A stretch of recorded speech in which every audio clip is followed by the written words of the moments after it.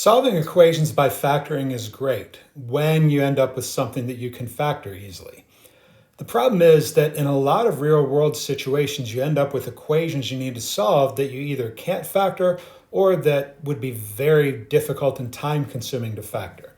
So we're going to talk about in this section some different methods that sometimes are better.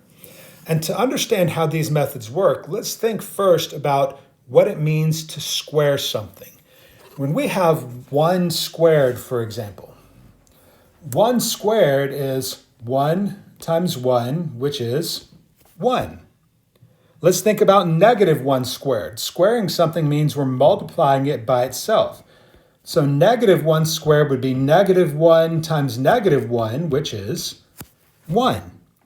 So when we have the equation x squared equals 1, there's actually 2 different numbers we could put in there that would make it true.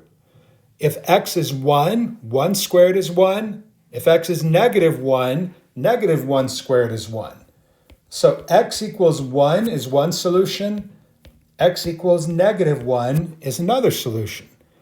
So since our solution could be positive 1 or negative 1, sometimes people just save a little bit of space by writing x equals plus or minus 1.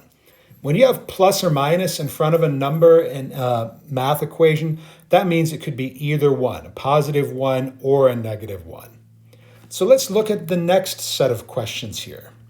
If we think of 7 squared, 7 squared would be 7 times 7, which is 49.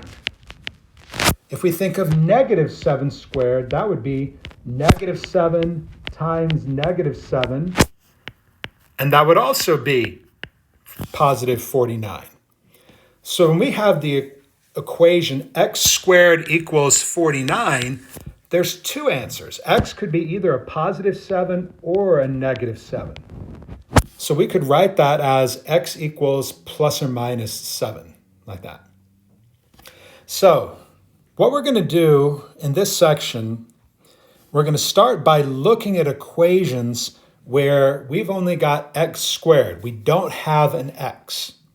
And we're going to try to take the thing that's being squared and get it by itself.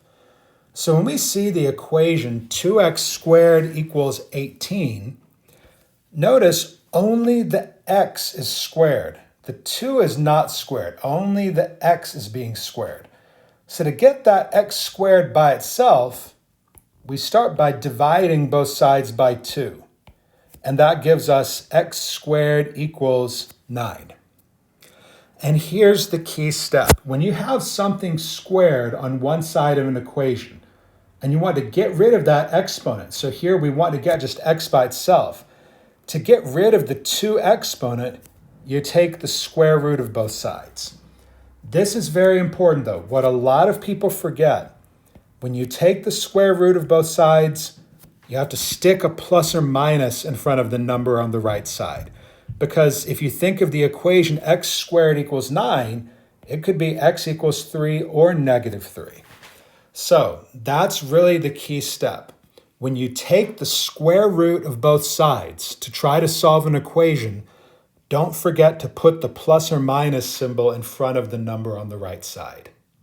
So let's look at another one. Here we have 5x squared equals 11. So to get the x squared by itself, our first step is divide by 5. And we would have x squared equals 11/5, like that. Now, to get rid of the square and get the x by itself, we take the square root of both sides. On the left side, the square root of x squared is just x. On the right side, there's not really anything we can do to simplify that. We'll just leave it as the square root of 11/5. And we remember that we need to put the plus or minus in front of the right side. So we get x equals plus or minus square root of 11/5, like that. Having done that, let's take a look at our next example. Here we've got x minus 2 squared equals 16. So what we want to do is get rid of that square by taking the square root of both sides. Here's where it's really key that you remember that on step we were talking about a minute ago. The square root and square cancel out so that you've just got x minus 2. On the right side, instead of just putting 4, because we took the square root of both sides, we have to put plus or minus 4. Now, the mistake that a lot of people make is that here they would add 2 to both sides and put x equals plus or minus 6. That's going to often give you at least one wrong answer. What you want to do when you have something like this, x minus 2 could equal 4 or x minus 2 could equal negative 4, we need to write 2 separate equations. When there's a plus or minus sign and you're not done, you don't have the variable by itself yet, write 2 separate equations. Once where your number is positive and once where your number is negative. Now to finish them, we add 2 to both sides of the first one. We get x equals 6, that's one answer. We add 2 to both sides of the second one, we end up with x equals negative 2. Either one of those would be a correct answer for that problem. Let's try another one that's like that one. So here we have x plus 20 squared equals 10. So trying to get the x by itself, we have to get rid of that square. So we take the square root of both sides. On the left side, the square and square root cancel each other out, and we just have x plus 20.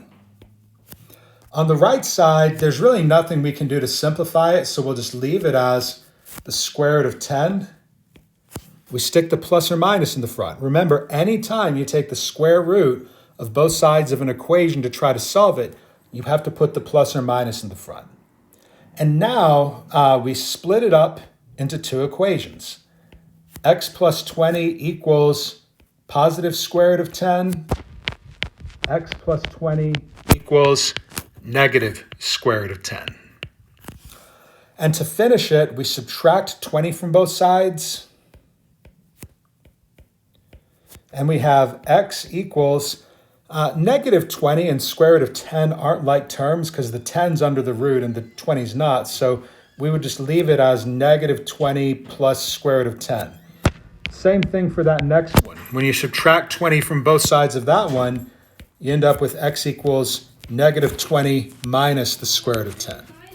And they're not like terms, so we have to leave them separate like that. Let's try 2 more. Our next one we have 3 times x plus 2 squared equals 54. Okay. What makes this one different than the ones that came before it is that the thing that's being squared, the x plus 2, is not by itself yet. So we have to start by dividing both sides by 3. And then we're going to have the equation in the form that we like. We have x plus 2 squared equals 18. Now that the thing that's being squared is by itself, then we can take the square root of both sides. And this is going to be just like the ones above it now. The square root of x plus 2 squared is just x plus 2. On the right side, we would have plus or minus square root of 18. That's really one of the more common mistakes I see students in all levels of college math make. They forget that when you take the square root of both sides, you put the plus or minus in front. And now we would split it up into 2 parts. X plus 2 equals positive square root of 18. X plus 2 equals negative square root of 18. And on each one, we would subtract 2 from both sides. And since they're not like terms, we have to leave it separate. Negative 2 plus square root of 18, and x equals negative 2 minus the square root of 18, just like so. Okay. One more example. Here we have negative 2 times x plus 1 squared equals negative 24. So since the thing that's not being squared, or since the thing that's being squared is not by itself yet, we get it by itself by dividing both sides by negative 2. That leaves us with x plus 1 squared equals 12. And now that the thing that's being squared is by itself, we can take the square root of both sides. Sometimes, just to make sure I don't forget, I'll go ahead and before I do anything else, put a plus or minus. Whenever you take the square root of both sides, put a plus or minus on the right side. On the left side, the square root of x plus 1 squared, the square root and square cancel out, so it's just x plus 1. On the right side, we can't really simplify the square root of 12 using the math we've done so far. You would just have plus or minus square root of 12. Now we split it up into two equations. X plus 1 equals square root of 12. X plus 1 equals negative square root of 12. To get x by itself on each one of those, we subtract 1 from both sides. And we would have x equals negative 1 plus square root of 12. X equals negative 1 minus square root of 12. And those would be our answers for that problem.